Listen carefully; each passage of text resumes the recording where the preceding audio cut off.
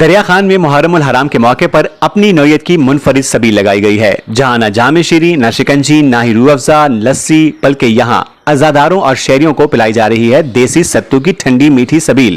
Report M سعید بشارتی، camera work Mustansir بروکھا، Rana محمد اسامہ اور ظہیر شیخ۔ آج تک کی ویڈیوز دیکھنے کے لیے ہمارا چینل سبسکرائب کیجئے اور بیل آئیکن کو کلک کیجئے تاکہ آپ ہماری آنے والی ویڈیوز سے باخبر رہ سکیں۔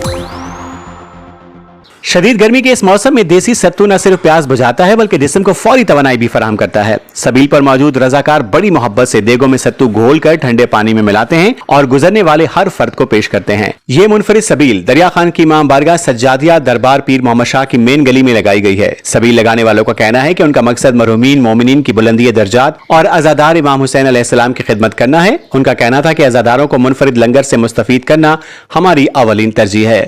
ان کے مطابق عزاداران امام حسین علیہ السلام کو ستو پلا کر دل کو سکون ملتا ہے اور مرحومین کو اصال ثواب بھی ہوتا ہے۔ سبیل پر آنے والے مومنین اور شہریوں نے دیسی ستو کو نہایت صحت بخش اور مزیدار قرار دیا۔ کئی افراد نے بتایا کہ وہ پہلے روح افزا یا جام شیریں پیا کرتے تھے مگر ستو نے ان کے ذائقے کا مزہ ہی بدل دیا ہے۔ رضاکاروں کے مطابق روزانہ سینکڑوں عزاداروں اور شہریوں کو یہ قدرتی توانائی بخش مشروب مفت میں پیش کیا جا رہا ہے۔ ان کا کہنا ہے کہ گرمی میں ستو جسم کو ٹھنڈا رکھنے اور معدے کے امراض سے بچانے میں بھی مفید ہے۔ سبیل لگانے والوں نے یہ بھی بتایا کہ 10 محرم الحرام کی رات کو خشک پالک میں خشک گوشت ڈال کر ایک خوبصورت لنگر امام حسین علیہ السلام تیار کیا جائے گا تاکہ عزاداروں کو منفرد ذائقے کا لطف ملے اور یہ روایت مزید مضبوط ہو۔ دریا خان کی اس منفرد سبیل نے شہریوں کے دل جیت لیے۔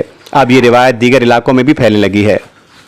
مزید خبروں اور نیوز اپڈیٹس کے لیے دیکھتے رہیے آج تک، خبر سچ کے ساتھ۔